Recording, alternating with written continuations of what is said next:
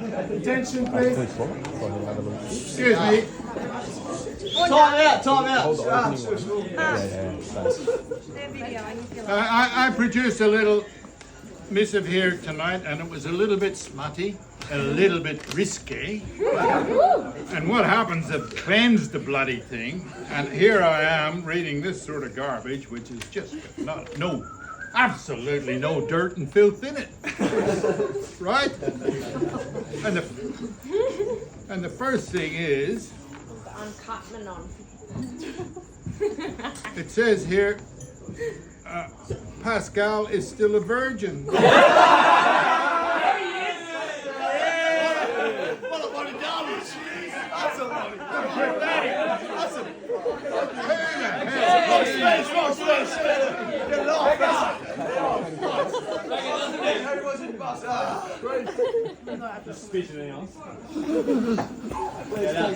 Now these are limericks, right? I want you all to listen. It requires intelligent people, right? There's not a lot here tonight.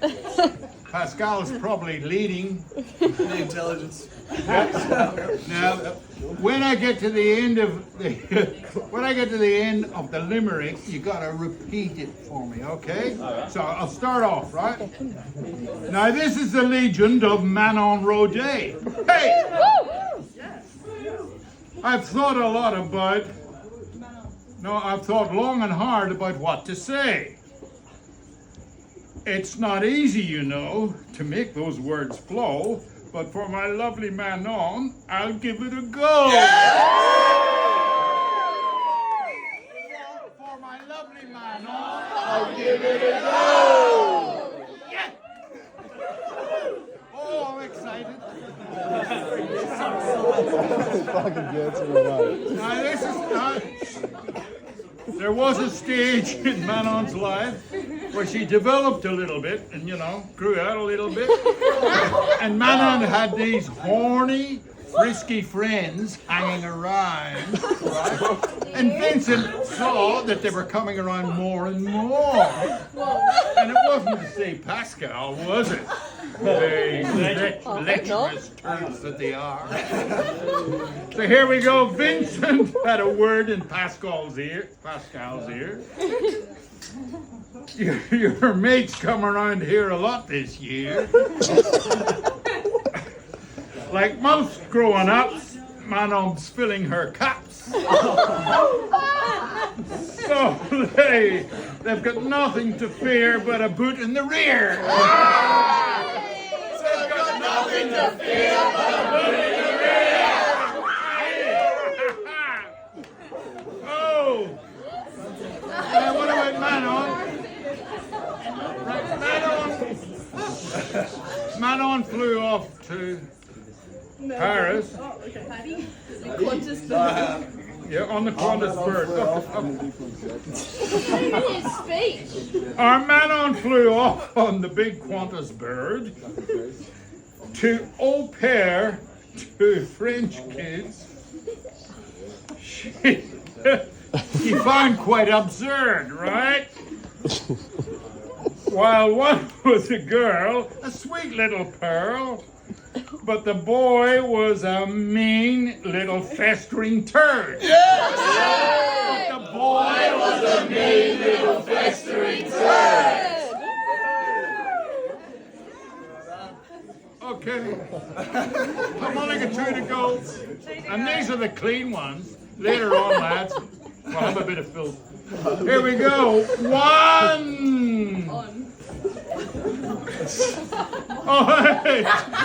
On the flute, Manon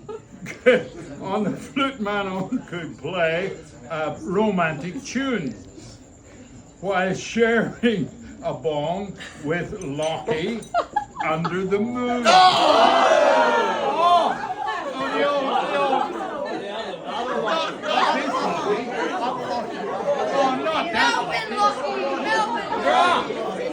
Melbourne Lockie. The one with the big one.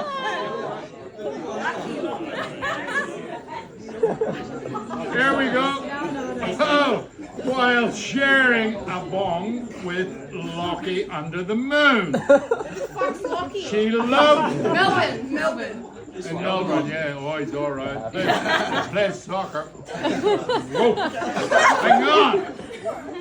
She loved his retorts and his short soccer shorts, hoping something important would pop out soon. Hoping something important would pop out soon. I blew that one. Okay. But my wish for Manon is bright. This is the serial version. With good friends and joy, your future is a delight. Yeah. And remember, my dear, through laughter and cheer, family's love is your true guarding light. Have a ripper 21st. Yeah! Three cheers for Manon. Hip hip. Hooray! Hip hip. Hooray! Hip hip.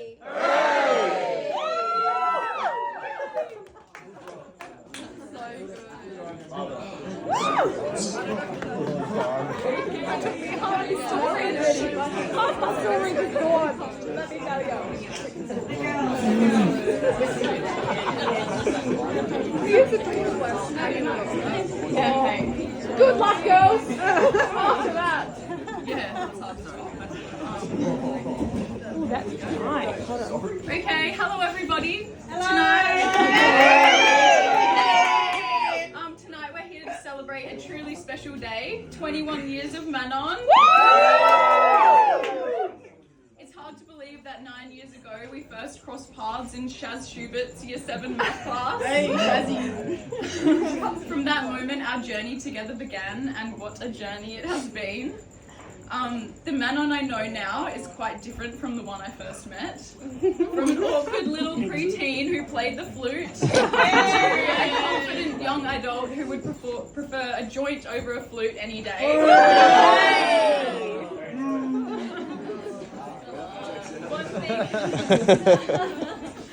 One thing that hasn't changed though is the feistiness in her eyes when there's anything that involves winning. But most importantly, her compassion and kindness and ability to crack me up have always remained strong. Okay.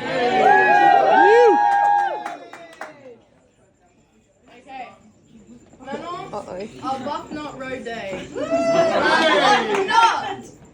Here we go. It's been a wild ride since we became mates, but I'd like to share some of my favourite phases. As I'm sure most of you know, there is something very special about friends who are your day ones. And Manon is the one person I can say who has actually been through it all with me. Year 7 man may be considered the start of her dweeb phase, since she came to Iona with her flute scholarship and then later got equipped a nice set of headgear from the dentist. I sat next to Manon in math class and soon took a liking to her, since she let me copy all of her answers. It was this moment I knew we were in for a lifelong friendship. Fast forward to year 12, literally nothing had changed. We can pretty much thank Manon for my graduation certificate and for passing year 7 math. Let's be honest, we all had one begin. 9 was Loki Manon's little try-hard phase. And this was the time we started to dabble in a little mischief.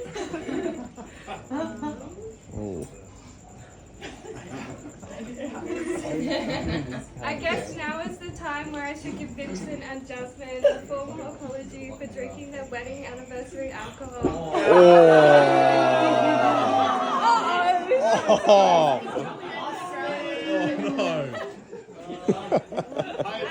I think we mixed about 5 different spirits and got absolutely legless. But thank you to Vincent who fed us Baroccas the next day and hosed us down in the back garden.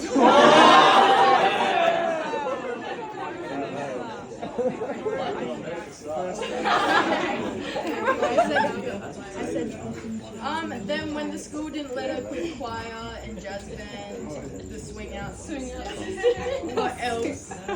She moved to JC and this marked the start of her stoner phase.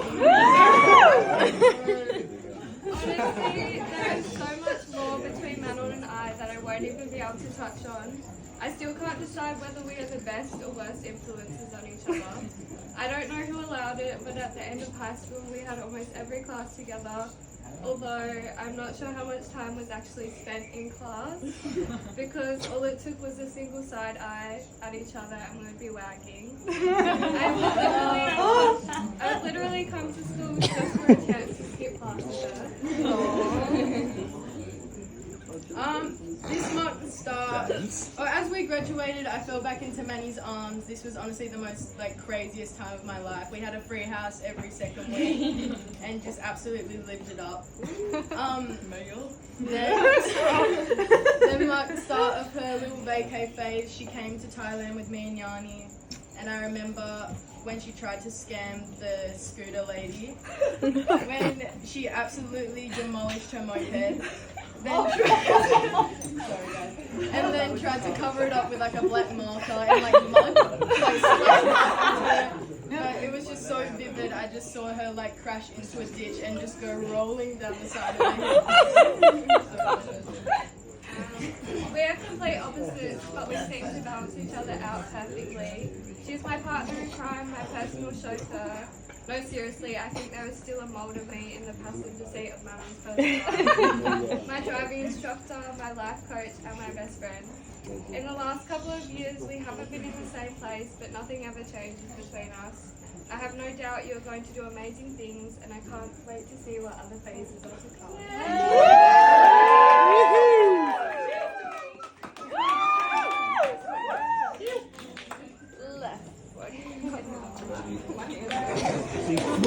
Waiting for that the whole time.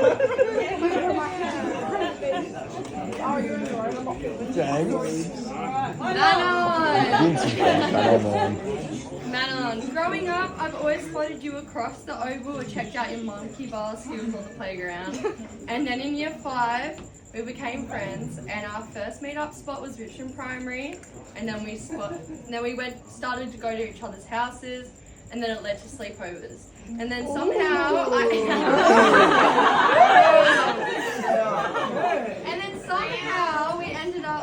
I ended up going on a family holiday at the end of the year 6 before we started year 7 in Iona. We were so excited asking Josie about decorating our lockers and bus rides to school. Little did we know what was about to come. We're now at your 21st when we used to get so excited for this day to finally be so old. Thank you for letting me be a part of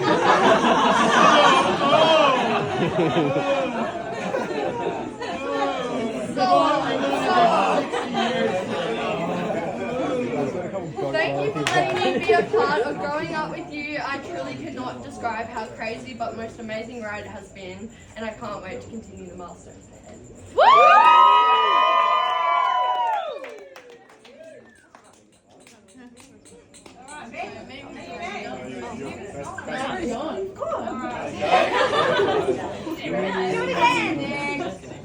Sorry, I got. Hey, let's go! The Virgin. Alright, So up until my late teens, I always remembered being critically jealous of Manon. I believe it all began when she ripped my cherished Ivy League French patisserie from my tiny plump hands, forcing Mum and Dad to leave the bakery / house that we were living out of when I was born. Instead of letting just one of us thrive on eating croissants and escargots, they moved to a more conventional home better suited for two babies. However, when Mum and Dad decided that the family was going to pack up and check out what was going on in France, my hand was forced in befriending my sister. During our time in France, Mum felt it was in her best interest to minimise commutes to kids' sporting events. This meant we ended up doing ballet together.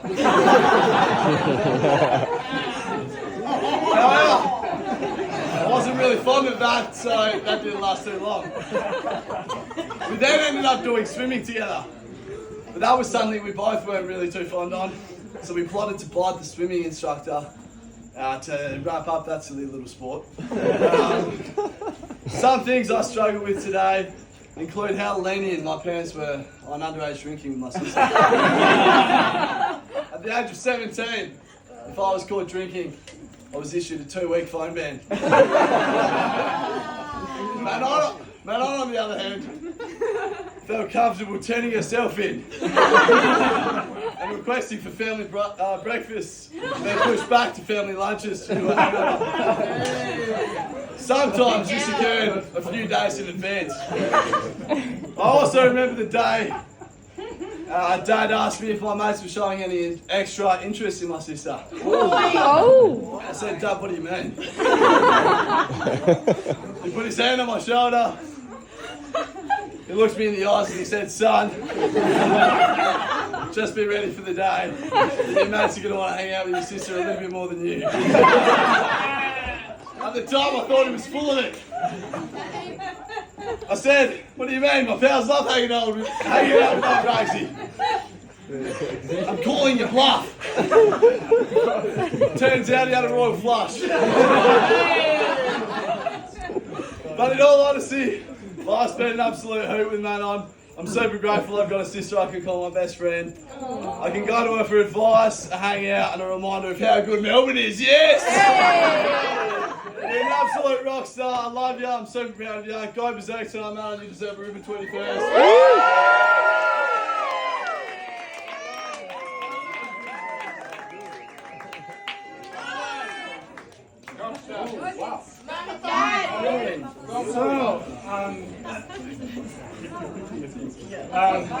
Yeah, just remembering a few anecdotes about Manon. So the first one was that when I was holding her in my arms, and her first words in French were "la lune," which was she was pointing at the moon. So that's a few moons ago, but that was still there. So and then that was sweet. Another anecdote was when basically both of these guys were on each side of me, and one afternoon we were watching, I don't know if you guys know this movie called Almost Famous. Where they, after the big party, they leave and they jump on the bus and they start singing Tiny Dancer. So at the end of this scene, Manon jumped on the sofa and she just went, more, play it again. And she would have been, I don't know, maybe 3 or 4. And that was amazing. So I remember that forever, and that was very sweet. One last anecdote about Manon was that on a trek in France, a family trek, Manon and I were at the front, and we both needed to go to the bathroom. So me being a guy, I took her to the men's bathroom. So I did my business. Disabled. And well, it's not like this, but went to the men's bathroom. By the time I finished and turned around, Manon was washing her hands with a bleach vacuum.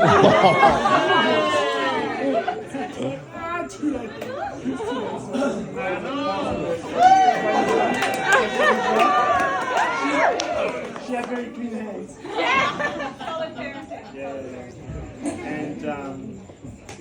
And the last point is that most of you know that she's a pretty good athlete, and she's a very competitive sport person. And I don't know if you've ever heard that theory that best players make their teams play better. Well, that's definitely Manon. She makes our family better. So.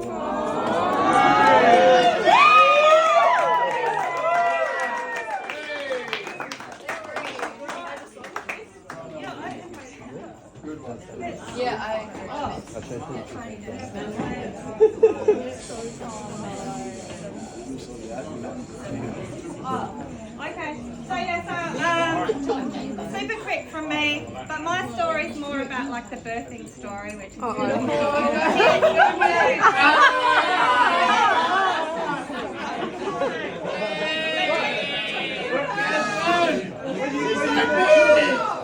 She's huge! 21 years ago, I was on the couch on 61A Petra Street. Like, we literally are still there. So 21 years ago, my waters broke on the couch. Oh, no! All right, Manon's on the way. Same couch. And, Too many memories, too many. and I was the only one that that knew that I was having a baby girl. I kept it secret from everyone. So I was super excited because I already had Pascal and, you know, like, that was hard work. And it would be super fun. And it certainly has been. But as we got into the car, we're on the way to the hospital, and this song came on, and I thought, right, this is the birthing song. And so I'm going to play it for you now, and I'm going to Sing it. sing it.